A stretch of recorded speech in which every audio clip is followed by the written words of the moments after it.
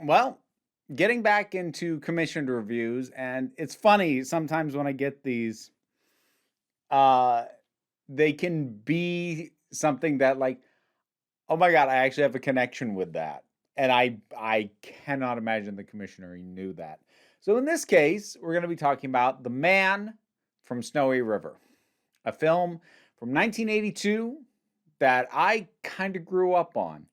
My mother had copies of this film because she absolutely loves horses.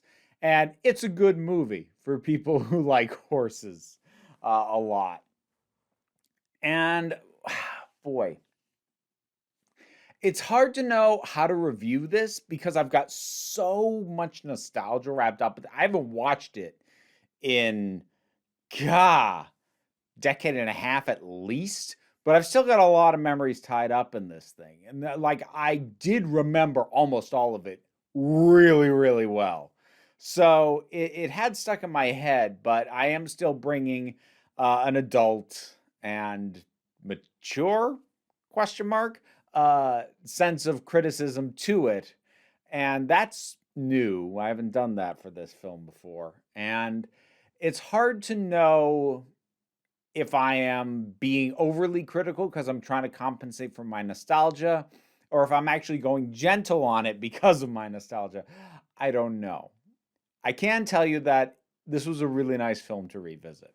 Now, if you don't know this movie, and I can't imagine that that many people do, it's kind, or at least it was at once upon a time, kind of a big deal in Australia where it's set, and I believe was also shot. But you know, I don't know if it has much of a legacy at this point. So, The Man from Snowy River is actually based on a poem, a narrative poem, and it tells the story of Jim Craig, played by Tom Burlinson. And he is a young man who lives up in the mountains in Australia among what are called the mountain men, these sort of rugged, rural, rough and tumble kind of folks. And I don't know the exact timing it's set. I think late 1800s is the setting. Like railroads are just starting to be built, but a lot of Australia is still untamed. They still refer to it as the bush, and that they're people trying to hack a life out of it. And so it deals with him having to sort of come down off the mountains to what are the lowlands and try and make a name for himself and get his feet under him so that he can properly maintain and take care of his land back in the mountains because his father recently passed away. So it follows him coming into the employment of a guy named Harrison, who is just a cantankerous old bugger, and getting in close with Harrison's daughter, and also tying into this sort of roving mob of wild horses that has a history in the area. That's kind of the best way I can think to describe it. It's a difficult thing to try and nail down because it's a story of um, a young man coming into full proper manhood. It is, to a certain degree, a romance story. It is a story of family strife, and it's a story about horses and man's connection with nature to a certain extent. So this was really nice to revisit. It's hard to say how well acted I think it is because like it's hard for me to judge these performances at this point. I know them too well. I feel like Tom Burlinson captures that youthful stubbornness really well. And apparently, like he did all his own horse work in this, but he had never ridden a horse until like a week before they had to start shooting. But he just took to it so naturally, which I think is awesome. I will say, acting wise, Kirk Douglas turns in two great performances because he's playing brothers. He is playing Harrison, but he's also playing an aging one legged prospector who is Harrison's brother, and he's named Spur. And it's really wonderful seeing Kirk Douglas play both of these parts because it shows his range as an actor because he completely sells the grit and the determination and the anger underlying so much of Harrison. Yet at the same time, he is delightfully charming and just puts you, he's disarming as Spur. And you can't help but like just be like, oh my God, this guy's just wonderful. And it's the same actor. It's completely different energies. I mean, forget specifics of the performance and like the beard they have on him at Spur. It doesn't look great at times. Some of the shots, it's like that. Ooh, that wasn't applied well that day. But I will say that he he just brings such different energy to each of these characters that it's really impressive. And I just I find Kirk Douglas to be a mesmerizing screen presence. I always have. So I think this is a really good showcase of sort of the far ends of the spectrum of what the man's good at and has always been good at. So that was really enjoyable.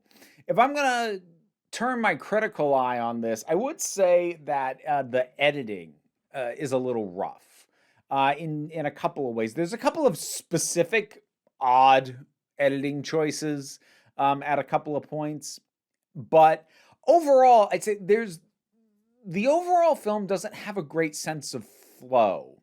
Scenes often feel like they end very abruptly, and they don't feel like they flow naturally into the scene that follows. Now, it's not so jarring as to make you be like, wait, how'd we get here? So it's not like they cut to something where it doesn't make sense to cut to.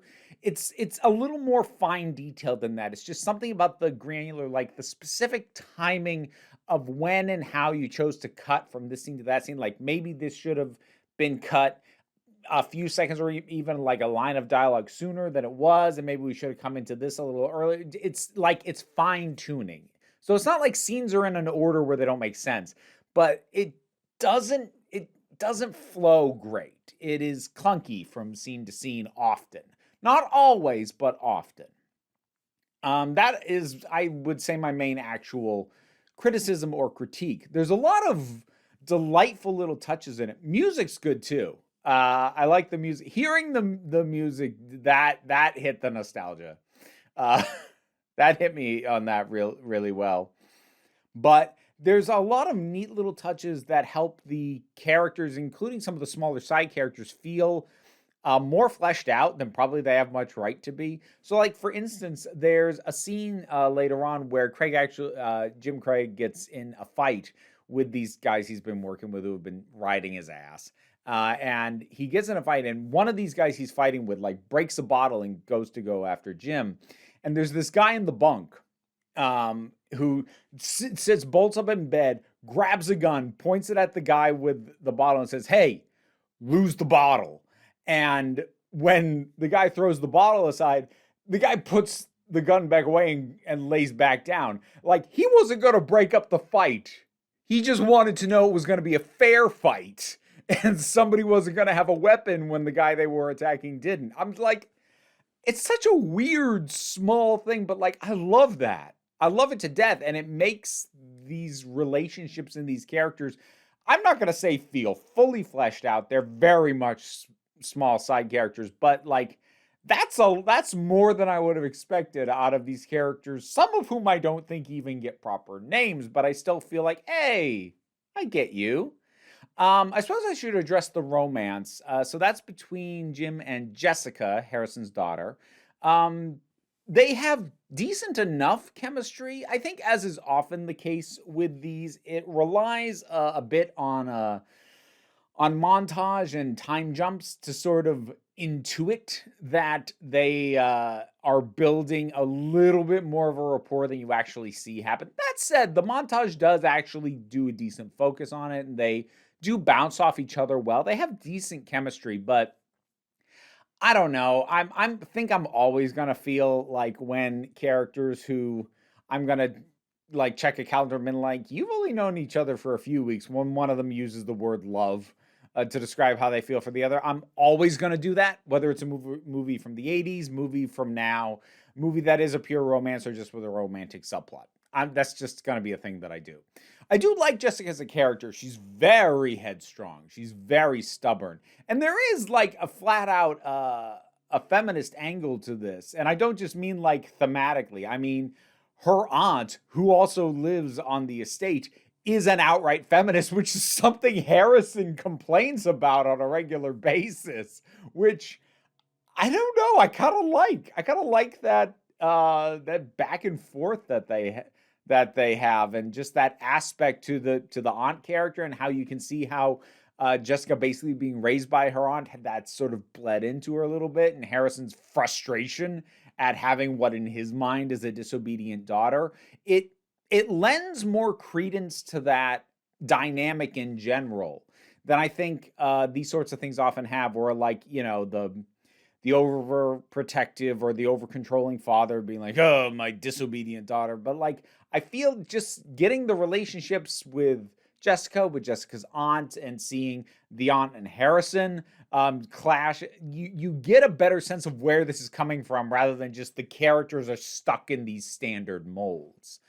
Again, though, I don't know if that's me willing to give more benefit of the doubt for something that I have nostalgia for. Or like if I'm giving it a pass, I don't know. But for something I have not seen in a long, long time, and a movie that's about as old as I am, this was nice to revisit. And the climax is gorgeously shot. There's some really beautiful cinematography in this, particularly when they get up and into the mountains. There's some great stuff shot around sunsets. Gorgeous. And the horses are beautifully shot. And there's this one bit, it's kind of become iconic to the film, if you know the film, where going down this incredibly steep incline, the horses are going down that, and Jim riding down that. It's an intense shot, and it's really well captured. And I just like this movie. And it was really nice to go back and revisit it again. I don't know how well it would play for folks who like either don't have nostalgia for it specifically, or like just an older era of simpler movies, just for a lack of a better way to put it.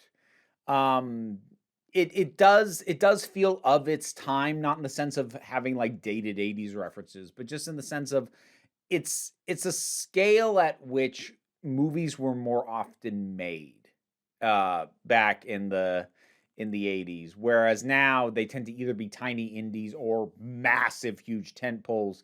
And this is something else. This is leaning closer to indie, but this is more middle ground film, and it's the kind of thing that doesn't really get made anymore. And that's a shame. But The Man from Snowy River, I was really happy to rewatch this. Have you seen it? Have you heard of it? Did you see the sequel? Because I remember that as well. It wasn't bad. Wasn't as good, but it wasn't bad. But whatever your thoughts are, drop something down in the comments. Let's talk about it. I was commissioned to review this through my Patreon page. You can also commission me to review stuff, or you can support me at lower tiers. That's certainly greatly appreciated. There's also a link in the description, other links as well to social media, other things, etc., PO box, whatever. Don't worry about it though. Take a relaxed attitude around here, so you can just come on back next time you need a break. Thanks for sticking around into the credits. None of this would have been possible without my Patreon supporters. In particular, I want to thank Robin Powell, Tracy Scrabbit, Vincent Paul Bartolucci, Robin Moore, Shayla Gourlay, and Bookworm. Thanks for keeping this going. And to everybody,